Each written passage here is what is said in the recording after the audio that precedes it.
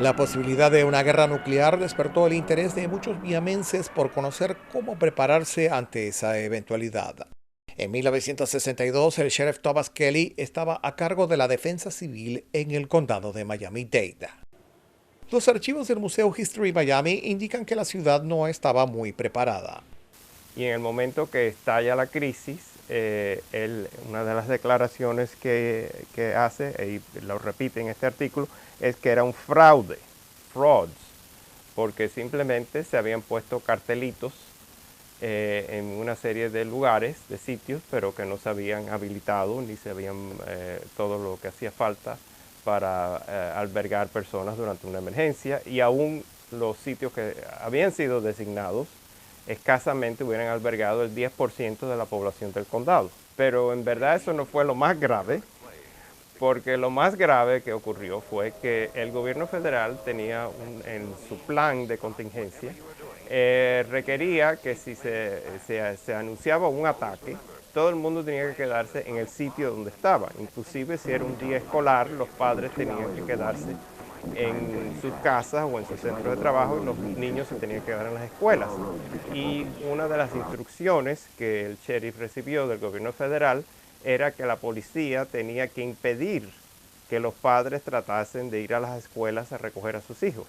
Y él declaró que no, que él no iba a hacer, que eso era una barbaridad, que el primero que iba a ir a recoger a sus hijas a la escuela era él.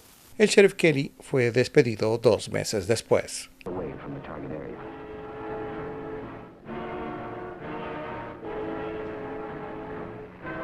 La posibilidad de una evacuación desde el sur de la península de Florida fue tomada en serio por algunas personas. They were frightened. One particular judge here in Miami had been a judge for a long time, but he panicked and fled with his entire family to somewhere in Missouri because he thought we were going to get nuked in Miami. And he came back after about a week, after the missiles were on the ships heading back to the Soviet Union, and he was promptly voted out of office.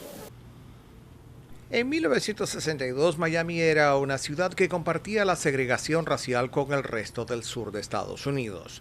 Durante buena parte del siglo XX, el Ku Klux Klan fue una realidad en las calles de Miami, una ciudad que en aquel momento estaba dividida entre blancos y negros. I was somewhat stunned when I walked into City Hall. It was 12:15 noon on the July 15th, 1959. And I walked in there and there were black and white drinking fountains and toilets. I'd never seen anything like that.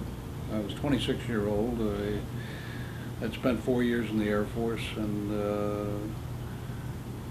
it was my first experience, I guess, with prejudice, racial prejudice. It's time to talk of families which have been evacuated. El exfuncionario confiesa que también pensó en la posibilidad de evacuar a su familia. My memory tells me that it was a time of turmoil and tension and concern, and I thought about it. Many people moved their families out of Miami, moved them up with relatives or somewhere up north or wherever they could, and I thought about it because I had a wife and 2 young children. And but somehow I just felt that, you know, the prospects of war and the prospects of atomic war, it was hard for me to visualize somebody pulling the trigger, but I wasn't certain. The drainage is bad. The service of picking up the trash and the garbage is bad. En Overtown no se contemplaba una evacuación para huir de los misiles soviéticos. El principal barrio afroamericano de la ciudad padecía de problemas sociales que estaban a punto de estallar junto a la lucha por los derechos civiles. La pobreza excluía la posibilidad de pensar en una evacuación. Well, I don't know too many black folks that kind of moved too many of their families on out at that particular time. They didn't have the money no how to be doing all of that moving.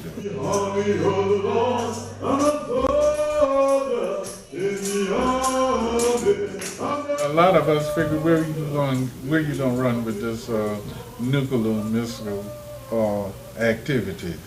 So we depend strongly upon our faith.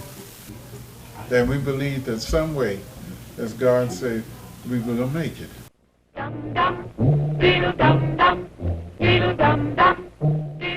It's a bomb. Duck and cover. En las escuelas, el documental Duck and Cover se hizo famoso por las instrucciones sobre cómo reaccionar en caso de un ataque nuclear. En Miami, Grace Reyes, la hija del periodista cubano Manolo Reyes, tenía muy presente ese peligro. Una compañera de clases del segundo grado que se llamaba Miriam González, que la he buscado y todo, no sé dónde puede estar. Miriam González, imagínese usted, era una familia puertorriqueña. Su mamá era maestra de segundo grado de St. Peter and Paul. Y Miriam vivía enfrente de la escuela. Y yo iba mucho a jugar a casa de Miriam. Y los padres hicieron un bomb shelter en aquella época. Buenas tardes, yo me llamo Grace. Vengo a tocarle aquí porque yo venía a esta casa a jugar cuando era pequeña. Pues sí, el búnker todavía está aquí. Ahí jugaba yo cuando pequeñita, tendría 9, 10 años tenía yo. Mira eso. Te digo, para aquí y deja que tu vista se te regule. Entonces había una latica de espárrago, no se me olvida, una latica de espárrago, una latica de pitipoá, una latica, una pila de cosas. Y yo decía, ay, qué extraño, pero debe ser para cocinarle a la muñeca. Pero nunca supimos para qué era así, era un shelter. Digamos que el papá de tu amiga era más precavido que el promedio. El señor René, sí, era una bella persona y siempre nos abría, él era el que abría el portón y él tenía su propósito de haber hecho esto para salvar a su familia, me imagino yo, refugiarse si pasaba lo que iba a pasar, lo que estuvo a punto de pasar. Tenía como una palanca que se le daba vuelta, yo no sé si era un generador manual. No un generador manual, lo sabe Dios, ¿estaba conectado a eso? Sí, era un tubo grande que venía así para acá y estaba conectado a esta cosa que era grande y estaba toda oxidada y sería para limpiar el aire que entrara. La nueva dueña de la casa todavía conserva los planos del búnker. Sí puede ser un shelter, me imagino, para un huracán, para un tornado, pero no creo que para una guerra nuclear hoy en día, hoy por hoy funcionara. An atom bomb destroys or injures in 3 ways: by blast, heat, and radioactivity. Habiendo conocido al dueño, ¿te imaginas lo que le pasó por su mente cuando construyó esto? Terror. Era terror a las amenazas de un hombre que no se puede confiar en él, en lo que piensa y en lo que va a hacer. Pero él sabía de algo que no sabían los demás. Yo creo que sí. Sí. Y, o sea, ¿por qué te imaginas eso? El señor era retirado del gobierno. Él trabajó para el gobierno muchísimos años y me imagino que tenía cierto conocimiento de cosas que la persona veraje no tenía. No se sabe exactamente qué hacía.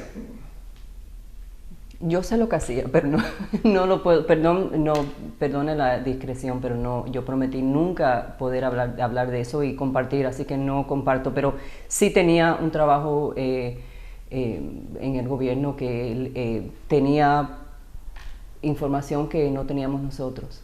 With the knowledge of the first atomic explosions to guide us, our chances for survival will be far better than those of the people of Hiroshima and ¿Tú Nagasaki. te imaginas tener que usar este búnker, este sótano que tienes allí? ¿Te has hecho la idea de cómo sería eso de estar ahí refugiada? Sería un poco